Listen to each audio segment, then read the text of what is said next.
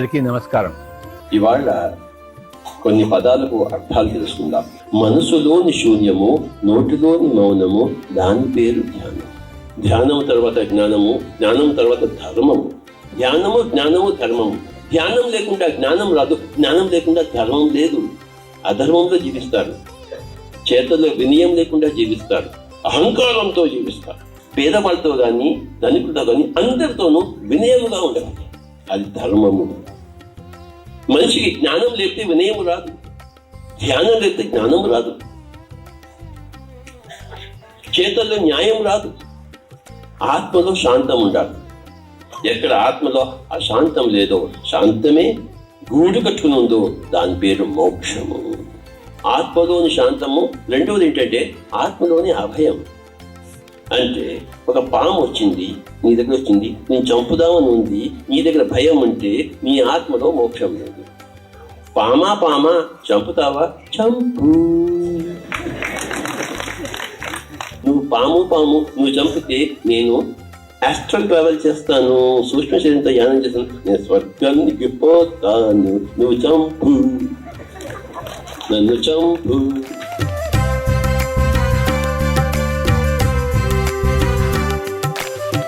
అది ఈజీనా? ధ్యానం చేయకపోతే, జ్ఞానం లేకపోతే రాదది. జ్ఞానం చేస్తే ఆ ఆత్మలో శాంతం వస్తుంది, అభయం వస్తుంది. ఎప్పుడైతే ఆత్మలో పరిపూర్ణంగా శాంతం వచ్చిందో, అభయం వచ్చిందో, దాని పేరు మోక్షం సుమి. ఇక్కడ ఈ ఆత్మ ఈ యొక్క సంసారంలో, ఈ యొక్క పరిస్థితుల్లో అభయముగా, నిశ్చింతగా, ప్రశాంతముగా, మిన్ను విరిగి మీద పడుతున్నా ప్రశాంతముగా, పాము వచ్చి కబళిస్తున్నా ప్రశాంతముగా ఉండగలిగితే అది మోక్షం. అలా ఉండగలిగినంత వరకు మీ జన్మలు తీసుకుంటూ ఉంటారు. అభ్యాసం చేసుకుంటూ వినగా రాగము అతిశయులను, తినగా వేము తీగును. అలాగే ధ్యానము చేయగా జ్ఞానము రాగా మన ఆత్మలో శాంతము నెలకొల్పబడుతూ అభయము విరాజిల్లుతూ ఏదో ఒక చిట్ట జీవుడి జన్మలో ఆత్మ ఎప్పుడు ప్రశాంతమే, ఎప్పుడు అభయమే. దాని పేరు మోక్షము సుమి. పిరమిడ్ మాస్టర్లు అందరూ అది సాధించారు. పిరమిడ్ మాస్టర్లు అందరూ 20 సంవత్సరాల నుంచి, 30 సంవత్సరాల నుంచి, 10 సంవత్సరాల నుంచి, 5 సంవత్సరాల నుంచి, మరి 1 సంవత్సరం నుంచి ఎంత ధ్యానం చేశారంటే, ఎంత జ్ఞానం సంపాదించారంటే, ఎంత వినయంతో, ఎంత న్యాయంతో ఉన్నారంటే, ఆత్మలో ఒక అద్భుతమైన శాంతత నెలకొని ఉంది. Every pyramid master is full of moksha. Every pyramid master, I know all of you.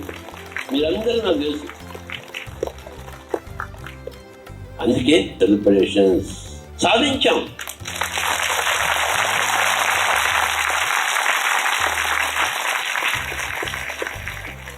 ఎవరైతే భూలోకంలో మోక్షం సాధిస్తారో వాళ్ళు శరీరం వదిలిపెట్టిన తర్వాత భూలోక యాత్ర తదనంతరము నక్షత్ర లోకాల్లో రాజులు అవుతారు, అడ్మినిస్ట్రేటర్స్ అవుతారు.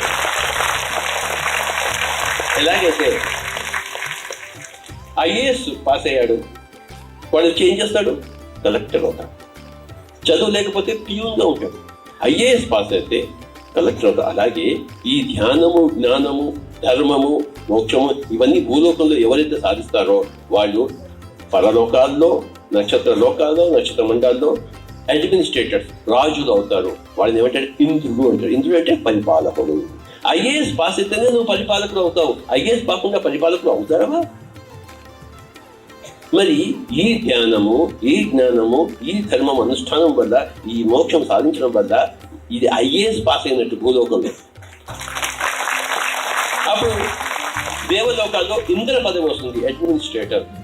ధ్యానము చేసి, కడుంగడు ధ్యానము చేసి, కడుంగడు జ్ఞానం సంపాదించా, కడుంగడు ధర్మాచరణ చేయ, అత్యంత ప్రశాంతముగా ఆత్మ నెలకొల్పబడ, ఐఏఎస్ పాస్ అయ్యి, ఓహో నువ్వు ఐఏఎస్ పాస్ అయ్యావా, నీకు ఇంద్ర పదవి వస్తుంది, దేవేంద్ర పదవి వస్తుంది, పరిపాలకులు అవుతాడు.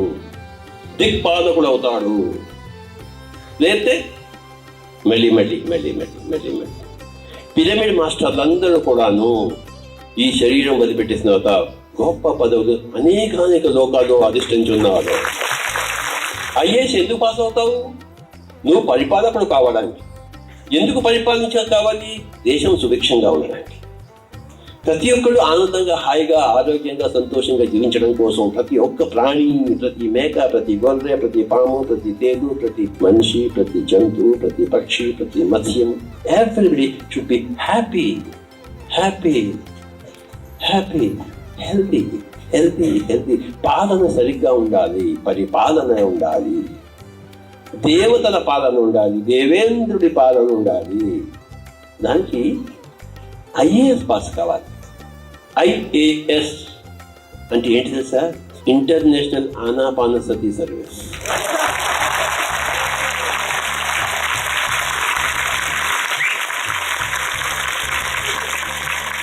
Thank you very much.